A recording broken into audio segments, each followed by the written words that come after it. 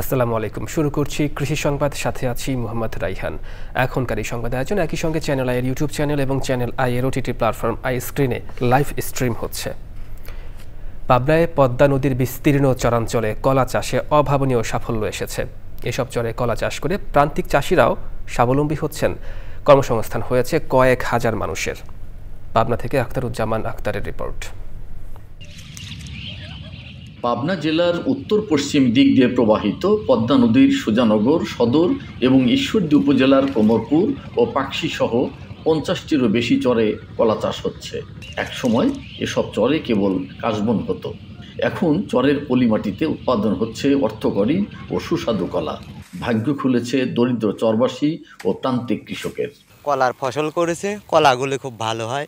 কলার আবাদ করছে, খুব লাভবান হয়েছে। শত শত বিঘা এখন কলা আবাদ হয়েছে। এখান থেকে মন করা সব যায়, বাংলাদেশের যে কোনো প্রান্তে মন করা নিয়ে যাচ্ছে ব্যাপারীরা। এখানে কলা হয়, আমরা লাভবান, আমরা কলা কাটতে পারি। জেলায় পরিকল্পিতভাবে প্রায় 4000 হেক্টর জমিতে কলা চাষ হচ্ছে। তবে এর বাইরে পদ্মার চরে প্রায় সমপরিমাণ জমিতে চাষ হচ্ছে কলা। পদ্মা নদীর মাঝখান দিয়ে বিস্তীর্ণ এলাকায় চর জেগেছে। এই চরটাকে কাজে লাগিয়ে উদ্যমী কৃষক ভাইরা এখানে কলা চাষে উৎসাহিত হয়েছেন এবং বিস্তীর্ণ এলাকা জুড়ে কলা চাষ করছেন। প্রতিদিন পাইকার ও স্থানীয় ব্যবসায়ীরা চরের বাগান থেকে সরাসরি কলা কিনে নিচ্ছেন। আমরা সহভাবে কিনি কৃষকের কাছ থেকে। কলাটা কি মানে বাতি হয়, এই জন্যে কলাটা খুব খাইতে খুব সুস্বাদু হয়। আর এখানের কলা খুব ভালো। কলা চাষে প্রযুক্তি সহ প্রয়োজনীয় সরকারি সহায়তা পেলে কৃষি অর্থনীতির ক্ষেত্রে নতুন সূচনা হতে পারে বলে মনে করেন সংশ্লিষ্টরা। পাবনা থেকে আখতারুজ্জামান আখতার, চ্যানেল আই। গেল বছরের বন্যার ক্ষত কাটিয়ে ওঠার আগেই এবছর বন্যায় ক্ষতিগ্রস্ত হয়েছেন ফেনীর 29,000 কৃষক।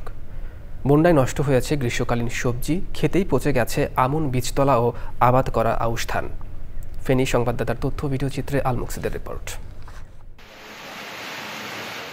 উজানের ঢলে ফেনীতে মুহুরী, কহুয়া ও সেলোনিয়া নদীর বাঁধ ভেঙে তলিয়ে যায় বিস্তীর্ণ জনপদ। 7 জুলাই থেকে 15 জুলাই সপ্তাহব্যাপী বন্যায় ভেসে যায় রাস্তাঘাট, পুকুর ও ঘরবাড়ি। তলিয়ে যায় 3500 হেক্টর জমির আউশ ধান, আমন বীজতলা ও গ্রীষ্মকালীন বিভিন্ন ধরনের সবজি। ক্ষেতের ফসল নষ্ট হওয়ায় দুশ্চিন্তা নিয়ে দিন কাটাচ্ছে ফেনীর চাষিরা।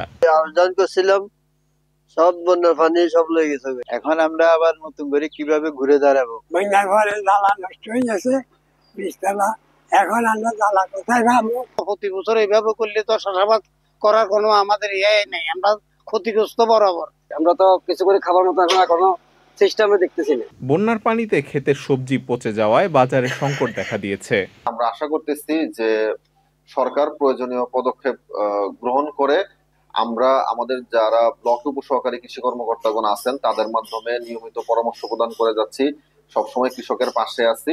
তবে সরকারি সহায়তার দিকে না তাকিয়ে কৃষকদের বিকল্প উৎপাদনে মনোযোগী করে তোলা হচ্ছে বলে জানিয়েছে কৃষি সম্প্রসারণ অধিদপ্তর।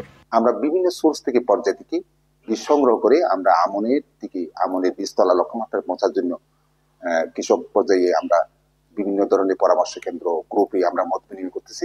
ফেনীতে টেকসই নদী রক্ষা, বাঁধ নির্মাণ ও কৃষকদের কার্যকর ক্ষতিপূরণের দাবি ভুক্তভোগীদের। আল মুকসিদ, চ্যানেল আই। দর্শক, এই ছিল কৃষি সংবাদ। এতক্ষণ সঙ্গে থাকার জন্য ধন্যবাদ সবাইকে।